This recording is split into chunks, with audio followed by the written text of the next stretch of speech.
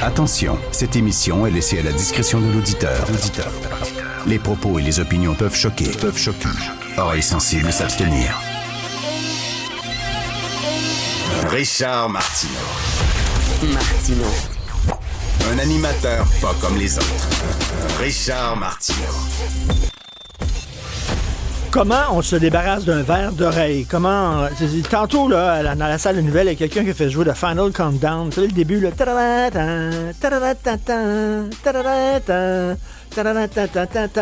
Là, je vais l'avoir jusqu'à minuit dans la tête.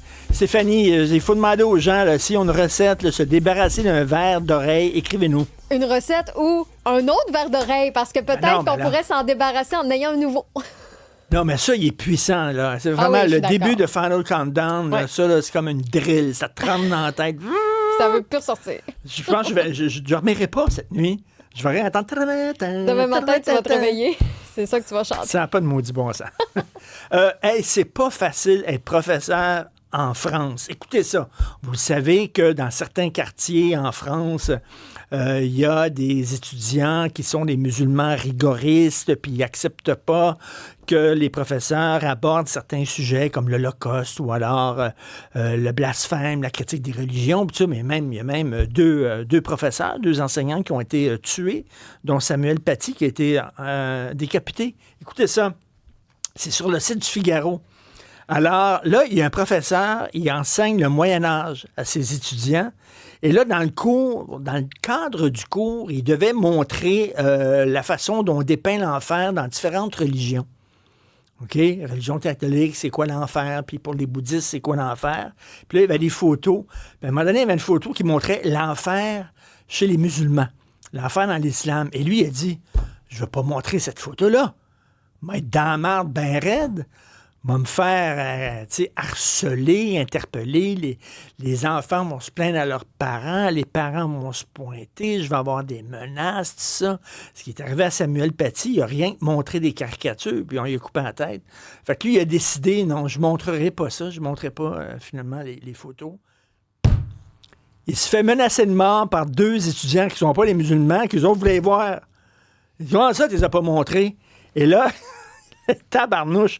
Et là, il y a un jeune qui a dit à l'enseignante, Madame, vous finissez à quelle heure aujourd'hui? Je pense que les mardis, vous finissez plus tôt, hein, puis les jeudis aussi. Madame, faites attention à vous en rentrant ce soir, puis etc. Puis lui, il voulait les voir.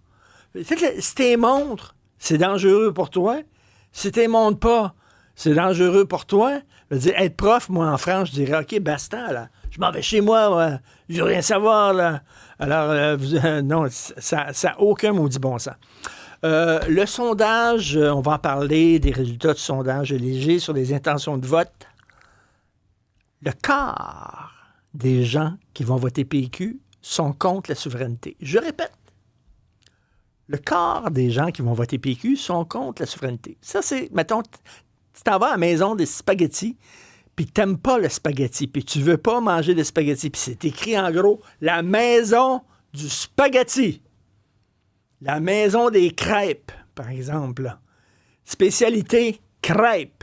Nous n'avons que des crêpes. À Outremont, c'était la moulerie. Il y avait un restaurant à la moulerie. Qu'est-ce que tu mangeais à la moulerie? Des moules. T'aimes pas les moules, va pas manger à la moulerie. Alors voilà, eux autres vont au PQ. PQ, on veut l'indépendance. Votez pour nous. Il y aura un référendum sur l'indépendance parce que nous, tout ce qui nous intéresse au PQ, c'est l'indépendance. Le quart des gens qui vont voter PQ, ils n'aiment pas l'indépendance. Ça, c'est le Québec. Ça, c'est le Québec dans toute sa splendeur. Ça, c'est le Québec comme on l'aime, ça. Hein? Joseph Facal qui riait hier en parlant d'un sondage sur le système de santé. Les gens, ils veulent du privé en santé en autant que ça soit financé 100% par le public. Ça, c'est seulement au Québec. Il n'y a aucun autre peuple qui est comme ça. Du privé, j'en veux du privé, mais 100% financé par le public. C'est peut-être pas du privé d'abord, je sais pas. Je pose rien que la question comme ça. Non. Et je reviens avec cette métaphore que j'ai sortie un soir de Noël, je crois, en 1832, que je vais répéter. On veut tous les avantages de l'indépendance sans prendre le risque de partir. Alors, on veut rapatrier toutes les Christies de pouvoir d'Ottawa, puis on veut être comme vivre chez nos parents, avoir la plus grande chambre. Nos parents vont dormir dans les garde-robes, on va avoir la plus grande chambre, on va pouvoir mettre la musique super fort à toutes les heures du jour et de la nuit, rentrer puis sortir quand on veut, faire des parties, puis tout ça, mais sans quitter la maison, parce que le système de son est bon quand même, puis on le câble. Puis ils ont Internet haute vitesse.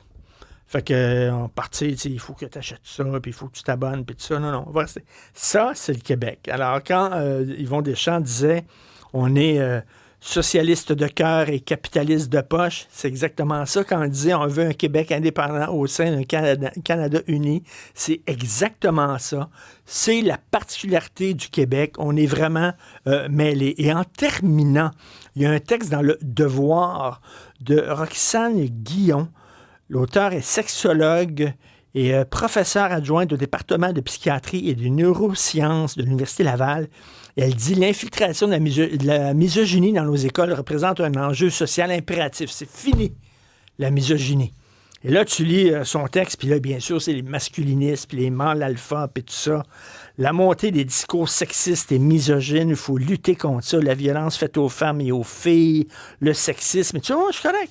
C'est parfait, tout à fait, tout à fait. Mais là, j'ai dit, on va parler de religion. C'est sûr. La misogynie religieuse. Fait que là, je lis le texte une fois. Non, il n'y a rien là-dessus. Fait que là, on va relire le texte tranquillement, lentement. Ben non. La misogynie, puis ben non, c'est seulement, on dirait, les hommes occidentaux blancs. Voilà.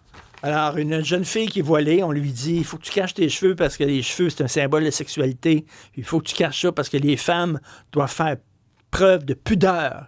Les femmes doivent s'habiller de façon discrète avec, tu sais, cacher tes bras, puis cacher tes jambes, puis cacher tes cheveux surtout parce que c'est un signe de sexualité. C'est pas de la misogynie. Ben non.